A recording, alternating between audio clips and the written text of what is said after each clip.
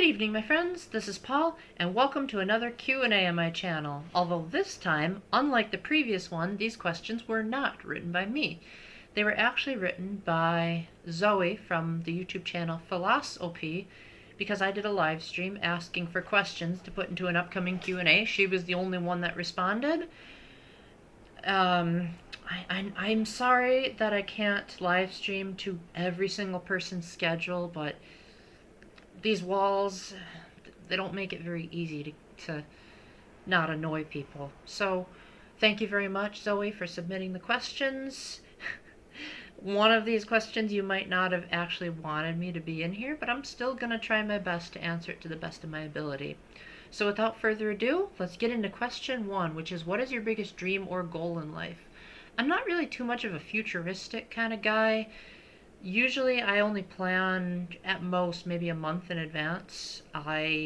Honestly, the only thing I can think of that I'm even remotely planning as far as like the far out future is the release of Danganronpa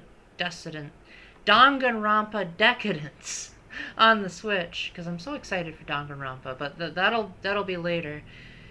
But for now, I would say my biggest dream in life, if we're being unrealistic for a moment, would be to see my mission trip friends again, or at the very least talk on the phone with them, because so many of them, I don't think they're aware of how much they really meant to me. Either that, or they think that maybe I'm being too stifling by reminding them. But I would just love it if I could, like, transport to one of my friends' houses and just have a hangout with them.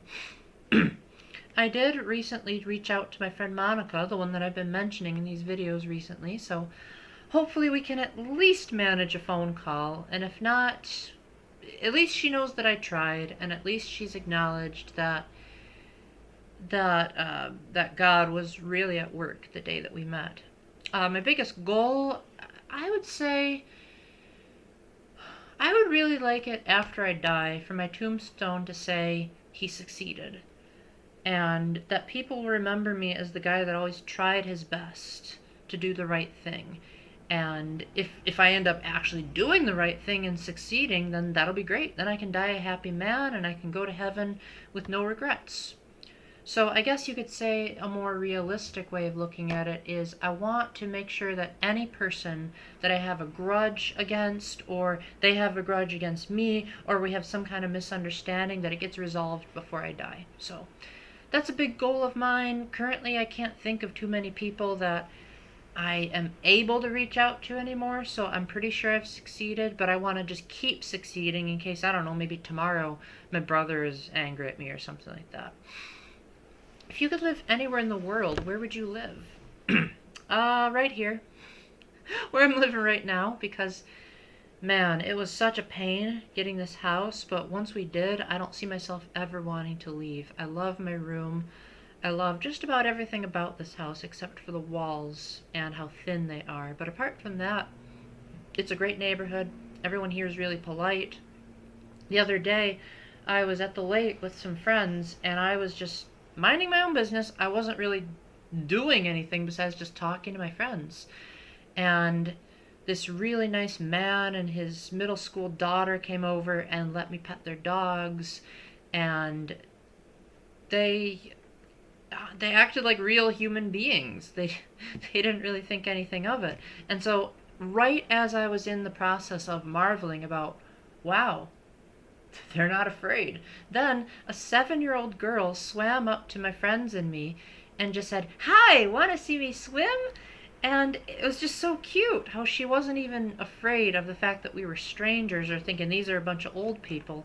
It could have been that my friend had her daughters with her and her daughters were on the younger end, but it was really refreshing that here where I live, people are generally a lot more approachable, a lot more friendly and sociable, and I don't have to be afraid of starting a conversation or fearing like, oh no, I talked to this person, therefore I'm flirting. Like, come on, grow up, people.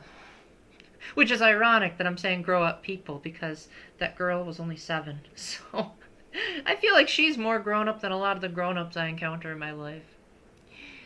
Number 3 is, what values do you think are the most important to pass down to your children?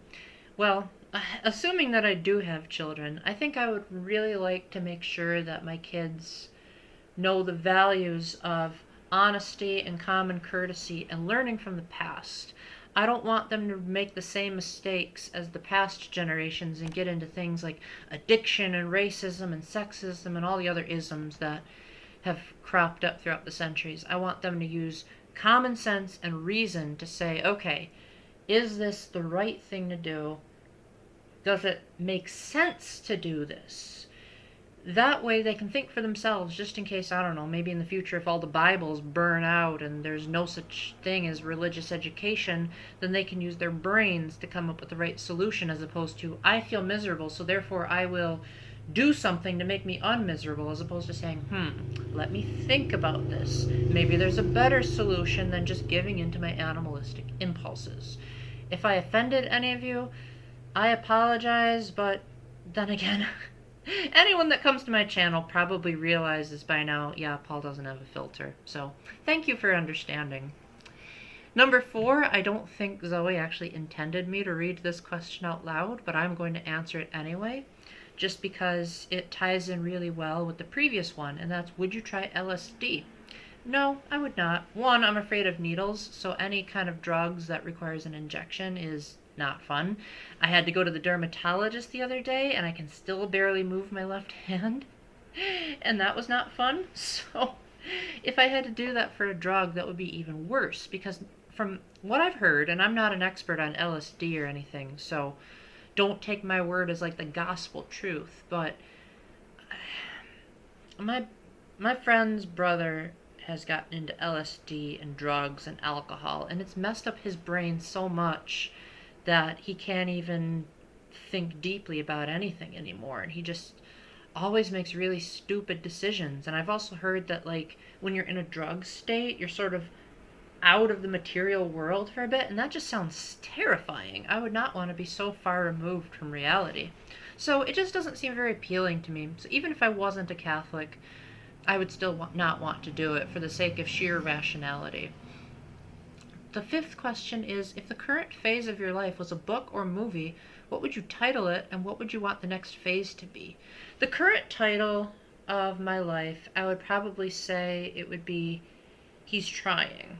So I would say that I would really appreciate it if people were aware of how much effort is being put into almost everything that I do, and that if I make a mistake, that they won't be so hard on me that they'll think that it was a deliberate mistake as opposed to just a slip up or an accident. And the next phase of my life would probably be He Succeeded, which goes along with the graveyard question again, but I do think that that would make for a pretty good movie, because generally speaking, the protagonist, you kind of want them to win, and you don't want the protagonist to just sit back and let everything happen to them naturally, like the Mary Sue archetype. You want the hero to be able to earn everything in life. So I would like to say that if there's something that I'm setting my mind towards, which for me is mostly just pleasing the Lord, then that'll work just fine for me. The question number 6 is, what are you the most excited about right now? I probably should say something super religious to, like, go along with my Catholic faith, but there's not a whole lot of opportunities to, like, put my faith in action at the moment because society is going back to normal. So I would say the best thing I can think of right now, guys, is I'm excited about Danganronpa Decadence coming to the Switch on December 3rd. It's such a dream come true of mine to finally see the series that built off so much of what Ace Attorney and Zero Escape established, and now it's on the Switch, and I just can't wait to see how they improve it and how they preserve what I loved when I watched my friends stream it, and that I can finally review a game that has Monokuma in it. That just is such a dream come true. Not a game for everyone. Definitely not the kind of game for the faint of heart, but if you have a thick stomach and you have a Switch or a PC, if you don't have the latest consoles, then I highly recommend you give at least Trigger Happy Havoc a try if you really like your brain to be stimulated, but apart from that, you might want to stay away from it if you can't handle M-rated subject material, because even I was disturbed by some of the content in the third game, and this is me we're talking about. The guy who plays Zero Escape, the game with chainsaws and explosions and all that lovely stuff. The seventh question is, what is your favorite element? I'm not really the type of person that thinks about elemental forces in the world. Like, it's not really something that even crosses my mind a whole lot.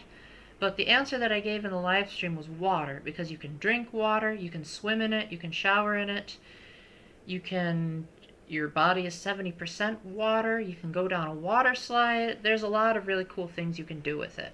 If I were to say something like fire, sure, you can illuminate things with fire, but you can also be killed. But then again, you can also be killed with water. But if you're a wise person, you try to stay away from those situations to begin with. And the eighth question is, do you believe in karma? I don't really know what karma is, so whether I believe it or not is neither here nor there.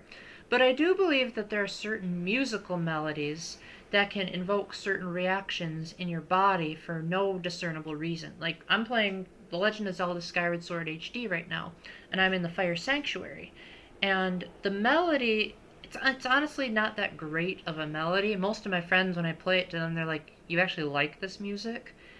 But the combination of really low notes and really high notes that kind of bounce off of each other give it kind of a, you are playing a new game right now. And this game is a celebration.